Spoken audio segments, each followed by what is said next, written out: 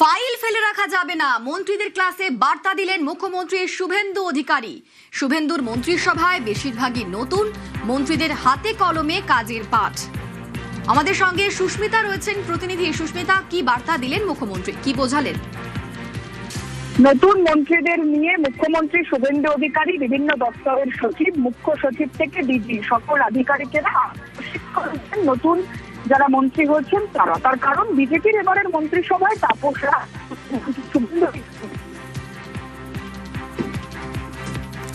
সুস্মিতা, তোমার কথা স্পষ্ট শোনা যাচ্ছে না, আরো একবার জানাই, ফাইল ফেলে রাখা যাবে না মন্ত্রীদের ক্লাসে, এমনটাই বার্তা দিলেন মুখ্যমন্ত্রী শুভেন্দু অধিকারী। শুভেন্দুর মন্ত্রিসভা এবার বেশিরভাগই নতুন, তাই মন্ত্রীদের হাতে কলমে কাজের পাঠ। সরকারের কাজের অভিমুখ কেমন হবে তা বোঝালেন মুখ্যমন্ত্রী শুভেন্দু অধিকারী।